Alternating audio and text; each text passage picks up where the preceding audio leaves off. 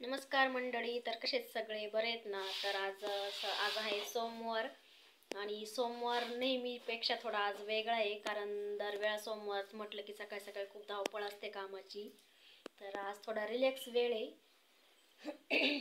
कारण आज बच्चे कंपनीला सुट्टी आहे, तर त्याच्यामुळं आज काही टेन्शन नाही स्वयंपाकाचं. तर आत्ताच बाप्पाची आरती वगैरे झालेली आहे आणि म्हटलं थोडा वेळ रिलॅक्स बसू आणि मग स्वयंपाकाला सुरुवात करू. तसं रिलॅक्स तर काहीच नाही, पण सकाळी सकाळी बाकीचं शेणपाणी सर्व आवरलेलं आहे आपलं आणि गाईचं दूध पण काढून झालेलं आहे. तर दाजी गेलेले आज दूध घालायला आणि आज बनवायची आपल्याला कांद्याची पात. तर कांद्याची पात खुडून आणायची अगोदर. आणि असं सकाळी सकाळी जर काम आवरलं ना तर एकदम फ्रेश वाटतं, पण तेच काम जर नंतर राहिलं ना आवरायचं तर मग जास्तच कंटाळा येऊन जातो. तर आज शक्यतो तेच होणार आहे, कारण आता वाजलेले आहे कंप्लीट 8:30 9:45 वाजलेले आणि दररोज म्हणजे एवढ्या वेळामध्ये ना पूर्ण काम आवरून जातं. 8:45 पर्यंत स्वयंपाक होऊन जातो, पोरांचे डबे पण होत्या, फक्त राहतं ते भांडे धुणं आणि फरशी. तर आज अजून पूर्ण काम तसंच पडलेलं आहे, धुणं भांडे पण राहिलेले आणि बाकीचा स्वयंपाक तर लांबच आहे. बघू मग आता. चला तर आपण अगोदर आता भाजी घेऊन येऊ कांद्याची. आणि पात जर म्हटली ना लगेच बाजरीची भाकर, मग पोळ्या कोणीच खाती नाही. तर म्हटलं चला आज सुट्टी पण आहे डब्यांना, तर म्हटलं सगळ्यांना बाजरीचीच भाकरी करू, पोळी काही करायची नाही. लाईट आली का ग? तर आज लाईट पण नाही बरं का सकाळी सकाळी, त्याच्यामुळं मग थोडंसं म्हटलं चला लाईट पण नाही मिरची वगैरे दळायला. तर लाईट आल्यावरतीच मग स्वयंपाक. तोपर्यंत आपण कांद्याची भाजी घेऊन येऊ. तर इथं मस्त आपण कांद्याची भाजी लावली आणि खराब कांदे होते तर ते लावून दिले आणि छान भाजी झालेली त्याची. तर शेतकऱ्याचं काहीच व्हायला जात नाही, खराब कांदेसुद्धा फेकले जाते नाही. तर ते व्यवस्थित जर लावून दिले तर भाजी छान होती त्याची पण. तर आतापर्यंत 2-3 भाज्या झाल्या बरं का, आणि अजून पण भरपूर शिल्लक आहे. मस्त कात्रीने जर व्यवस्थित कापले ना पण उपटून पण येत नाही. आणि हे सुख फक्त शेतकऱ्याच्याच नशिबात असतं. ताजी भाजी शेतात गेला की एकदम ताजा भाजीपाला मिळून जातो. म्हणजे तो कष्ट करतो ना तर त्याला पूर्ण अधिकार आहे ताजा खाण्याचा.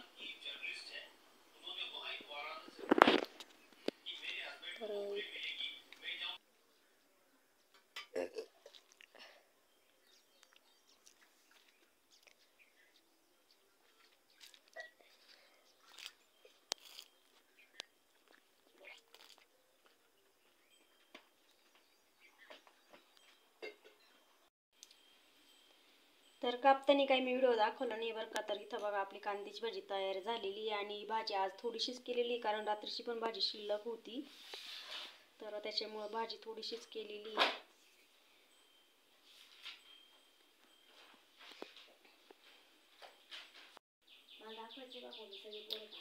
तर बघा आपली बाप्पाची आरती वगैरे झालेली आहे आणि आपल्या बाप्पाला आज बसून 10 दिवस झाले. 10च ना ग, 10 दिवस झालेले आणि उद्या बाप्पाचं विसर्जन आहे. तर 10 दिवस इतक्यात निघून गेलेले आणि खूप असं घरात एकदम आनंदाचं वातावरण झालेलं होतं, की जसं कुठं पाहुणे जर आले ना जेव्हा तसं वातावरण असतं ना, तर तसंच वातावरण पूर्ण 10 दिवसापासून घरामध्ये होतं.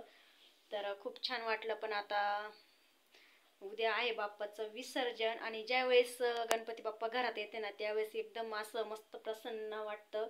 आणि ज्यावेळेस गणपती बाप्पाचं विसर्जन करायचं ना तर एकदम असं अंतःकरण असं जड झाल्यासारखं वाटतं. तर असं वाटतं बाप्पा कायम आपल्या सोबतच पाहिजे.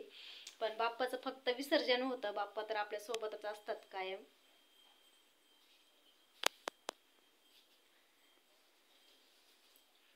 तर बघा अशी आपली, आणि काही डेकोरेशन आहे दादानी काढून घेतलं बरं का, त्याच्यामुळे मूर्ती एकदम अशी सुनी सुनी वाटते. तर त्याला म्हटलं राहू दे आजच्या दिवस, पण त्यांनी काही ऐकलं नाही. तर साईडच्या माळी वगैरे काढून घेतलेले आहे, फक्त वरती जेवढं आहे तेवढंच आहे आणि खालच्या भरपूर वस्तू त्यांनी कमी केलेल्या आहे. राहू दे म्हटलं तर ऐकलं नाही, पण जाऊ दे, आहे अशी आपली साधी सिंपल मूर्ती.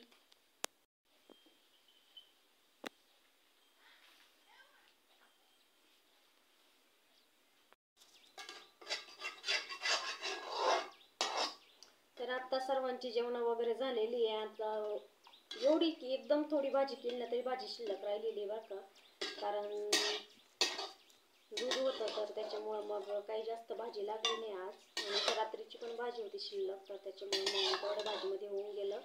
आणि एवढी भाजी अजून उरलेली आहे. तर बच्चे कंपनी आज घरी आहे, त्याच्यामुळे शक्यतो जेवले तर दुपारी पण जेवतील. तर चालला आता धुणं वगैरे झालेलं आहे बाहेर, आणि पावसाचं पण पूर्ण वातावरण झालंय बरं का, की वातावरणच होऊन जातं.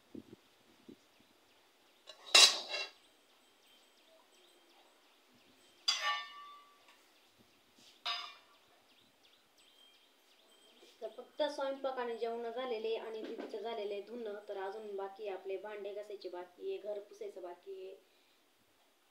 तर 11 वाजता फक्त जेवण झालेले आणि धुणं झालेलं आहे. अजून भांडे आणि फरशी बाकी आहे. तर चला घेतो पटपट आवरून. तर मला आहे ना, म्हणजे असं 4-5 दिवसापासून आहे ना सारख्या कमेंट येते की ताई तुमचं शिक्षण काय आहे, तुमचं वय किती आहे, किंवा तुमचं लग्न कधी झालेलं आहे, तुम्हाला मुलं किती आहे. तर दरवेळा मी या प्रश्नाची उत्तरं देत असते बरं का, की शिक्षण पण सांगत असते, लग्न किती सालात झालेले ते पण सांगत असते. तरी पण नेहमीच हे प्रश्न विचारतात. तर म्हटलं आपण एक छोटासा व्हिडिओज बनवू. तर व्हिडिओ म्हणजे असं बनवायचं की नाही कमेंटमध्ये मला नक्कीच सांगा. म्हणजे चालू आहे प्रयत्न बनवायचा एक व्हिडिओ, जे तुमचे जेवढे प्रश्न आहे ना तर तेवढ्या प्रश्नांसाठी एक व्हिडिओ बनवायचा आहे. तो प्रश्न तुमचे उत्तर माझे. तर बघू म्हटलं आपल्या यूट्यूब फॅमिलीला विचारून बनवायचा की ना बनवायचा. आणि यूट्यूब फॅमिलीचेच प्रश्न आहे बरं का सर्व, आणि नेहमी मी त्याचे उत्तरं पण देत असते. पण तरी दररोज एक ना एक प्रश्न असतोच लाईव्ह स्ट्रीममध्ये, की वय काय किंवा शिक्षण काय. तर म्हटलं त्यापेक्षा आपण छोटासा व्हिडिओज बनवू. तर बनवू का नको बनवू कमेंटमध्ये मला नक्कीच सांगा. आणि दररोजच आहे ना शेतीतलं किंवा घरातला दररोजच काय दाखवणार आहे आपण नवीन नवीन, आणि डेली ब्लॉगसाठी तर व्हिडिओ हा पाहिजेच दररोज. तर तुमच्याकडे जर काही विषय असतील तर नक्कीच मला सांगा, मी त्याच्या संदर्भात व्हिडिओ बनवते. कारण माझ्याकडचे तर विषय बहुतेक संपत आलेले की दररोज काय दाखवावा आणि काय व्हिडिओ बनवावा. तर नक्कीच मला मदत करा, एखादा ऑप्शन द्या किंवा विषय सांगा. तर त्या संदर्भात मी नक्कीच व्हिडिओ बनवील. कारण जे माझ्या डोक्यामध्ये जेवढे विषय होते ना आतापर्यंत, तर तेवढे पण व्हिडिओ मी बनवून झालेले. आणि काही तर डबल पण व्हिडिओ आलेले. पण जर तुमच्याकडे असेल ना काही त्याच्याविषयी सोल्युशन नक्कीच सांगा मला. आणि विषय पण सांगा की कशा संदर्भात व्हिडिओ बनवायचे किंवा कसे व्हिडिओ बनवायचे. तर शेतीतलं दाखवतो किंवा दररोज घरातलं दाखवतो. तर हे सारे व्हिडिओ बघून आहे ना समोरचे म्हणजे आपल्या यूट्यूब फॅमिली पण कंटाळून जाती. तर काहीतरी विषय सांगा एखादा मस्त नवीन असा, की जेणेकरून त्या संदर्भात मी व्हिडिओ बनवू शकते. तर नक्कीच तुमचं मत काय आहे ते कमेंटमध्ये सांगा. तर बाप्पाकडे आहे ना विसर्जनाच्या दिवशी जास्त काहीच मागणं नाही, फक्त बाप्पा प्रयत्नांना साथ दे आणि शेतकऱ्यांकडे लक्ष दे. जे शेतकऱ्यांचं आहे ते शेतकऱ्यांनाच राहू दे. शेतकऱ्यांचा हिस्सा जो आहे तो कोणीच हिरावून घेऊ नये, एवढीच बाप्पाच्या चरणी प्रार्थना आहे. फक्त बाप्पा प्रयत्नांना साथ दे, जास्त काहीच मागणं नाहीये. आणि शेतकऱ्याचा जो माल आहे तर त्या मालाला व्यवस्थित भाव मिळू दे. त्यानंतर इथे काढलेला आपल्या वालाची शेंडे खुडणं, कारण शेतीकाम तर दरवाजा असतंच थोडा का होईना. तर आज चालू वालाचे शेंडे खुडायचं काम, आणि मोकळं पाणी पण लाविले बरं का आज वालावर. तर बारे द्यायचं पण काम चालू आहे. दाजींचं चालू बारे द्यायचं काम, माझं चालू इकडे शेंडे खुडायचं काम. तर पावसाने ना भरपूर फुलं कुजलेले बरं का. तर असा वाल आहे, आणि त्याच्यानंतर गवार पण आहे बघा. गवारीला पण मस्त गवार लागली.